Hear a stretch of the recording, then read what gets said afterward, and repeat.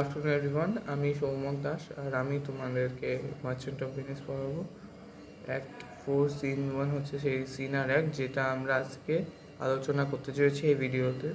So আশা করছি যারা আমার এই ভিডিওটা ক্লিক করেছো তারা at least before coming in to the video you must have learn about the gist or you know the gist of this scene. Okay, I hope so. And if you know, please comment it down below. Okay, so without wasting the time আমরা এগিয়ে চলি। So এখানে scene 1 Venice court of justice. So এখানে একটা main point হচ্ছে যে তোমাদের 1 marks পাওয়ার জন্য তোমাদেরকে দুটো ওয়ার্ড লিখতে হবে। নাম্বার 1 হচ্ছে ভেনিস, নাম্বার 2 হচ্ছে court of justice. Court of justice in Venice যখন তোমরা লিখবে তোমাদের 1 মার্কস কিন্তু তোমরা পেয়ে যাবে। ওকে, সো এরপরে কিছু কিছু ক্যারেক্টার আমাদেরকে মাথায় রাখতে হবে, যেমন দ্য ডিউক নাম্বার 1 হয়ে গেল, নাম্বার 1 হয়ে গেল ডিউক, নাম্বার 2 হয়ে গেছে ম্যাগনিফিকোস। ম্যাগনিফিকোস হচ্ছে গিয়ে সেই সময়কার যারা নোবেলম্যান ছিলেন তাদেরকে, যেহেতু আমরা বুঝতে পারছি এটা একটা ইটালির জায়গাতে, এই ভেনিস যেহেতু আমরা সবাই যাই ইটালিতে সিচুয়েটেড আছে।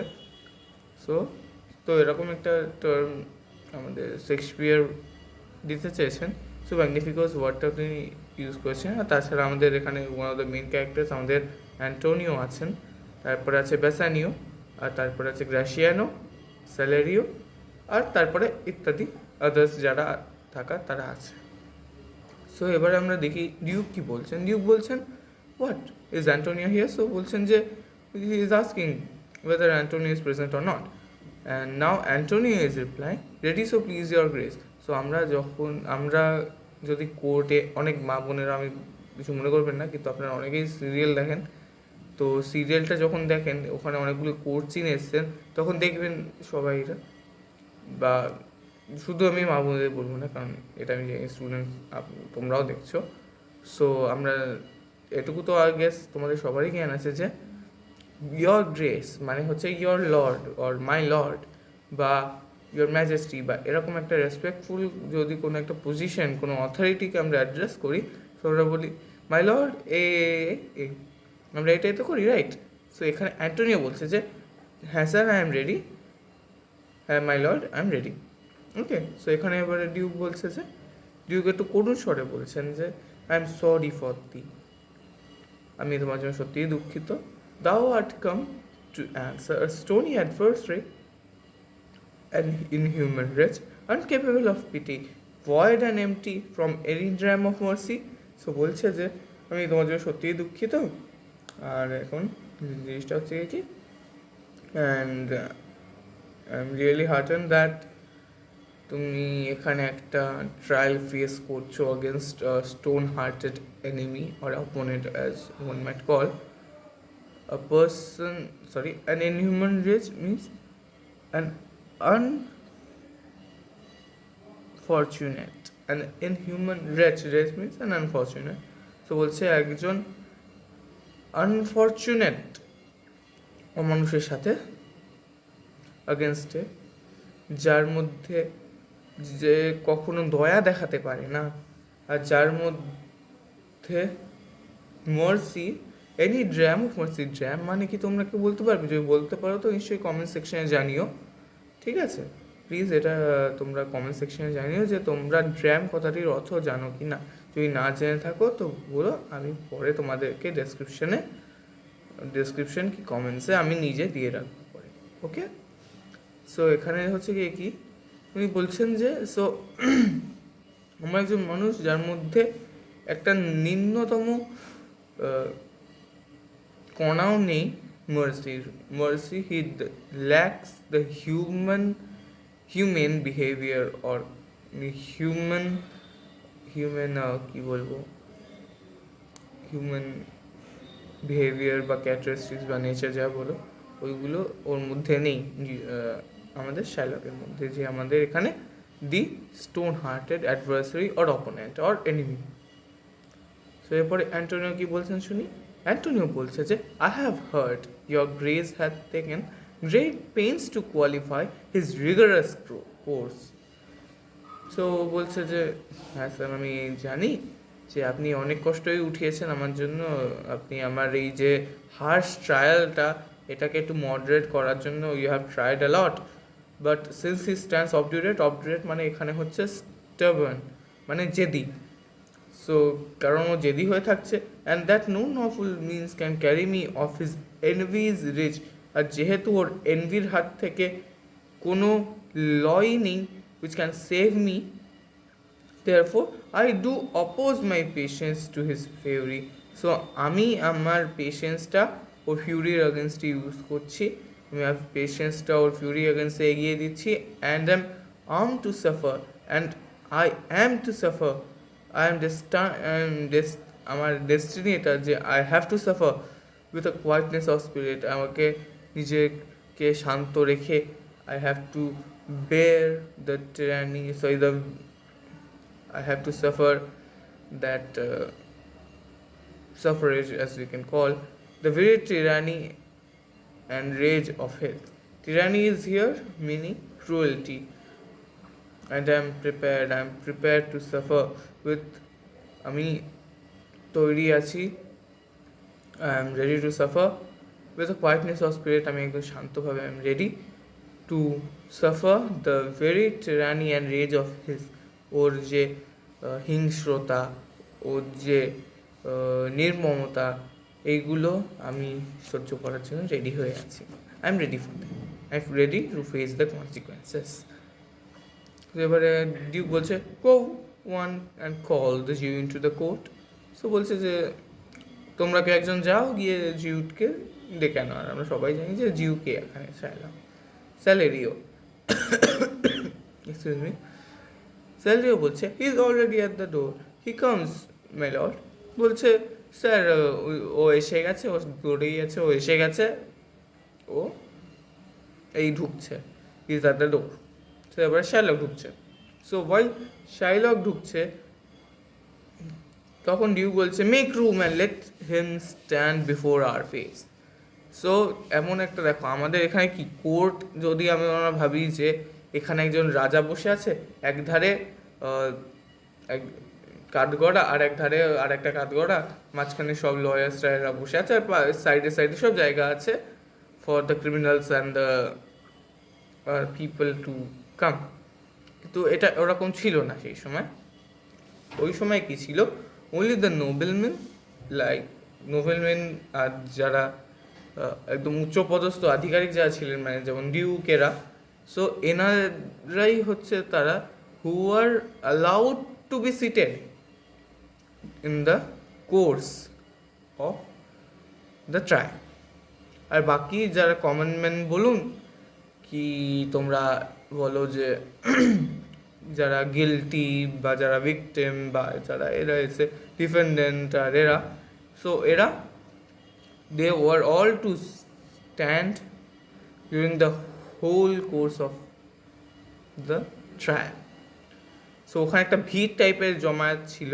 সো যখন শাইলক ঢুকছে সেই সময় যে কেউ বলছে সর সর সর সর, শাইলককে আমার মুখে আমার কাছে আনো, শাইলককে ওকে জায়গা দাও, let him face me, let him be before my face. বলছে আমাদের ডিউক যে Shylock, the world thinks and I think so too that thou but leadest this fashion of thy malice to the last hour of the act. So বলছে যে এখানে যে Shylock সারা বিশ্ব ভুবন এটা ভাবে, আর আমিও এটাই ভাবি যে তুমি নিজের এই যে ক্রুয়েলটি যেটা দেখাচ্ছ, that is only a drama which you are doing to the last hour of the act. এই যে আমাদের ট্রায়ালের একদম শেষ পর্যন্ত you will continue to do this drama of cruelty. And then there is thought thou wilt show thy mercy and remorse more strange than is thy strange apparent cruelty. So ও বলছে যে your cruelty is strange, but তুমি যদি এই যে লড়াই করছে যখন তুমি গিয়ে নিজের মার্সিটা শো করবে, সো ওটা will be more strange than your cruelty which is already a strange thing. Okay, so এটা একটুখানি কনফিউজিং টাইপের লাগতে পারে, সেই জন্য একটু মন দিয়ে শোনো কিন্তু, যে তোমার যে ক্রুয়েলটি আছে ওটা কিন্তু মানে ক্রুয়েলটি মানে with you appear to be cruel, মানে তুমি দেখাচ্ছ যে আমি এত ক্রুয়েল, আমি এত বাজে, আমি এত হিংস্র, আমি এত এই, তুমি দেখাচ্ছ এটা, এটা কিন্তু একটা পুরোটাই strange, this is a strange behaviour.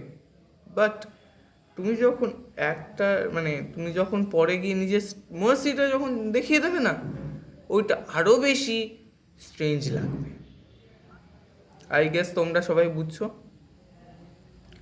And where thou now exactest the penalty which is a pound of this poor merchant's flesh, thou wilt not only lose the forfeiture, but touched with human gentleness and love, forgive a moiety of the principal.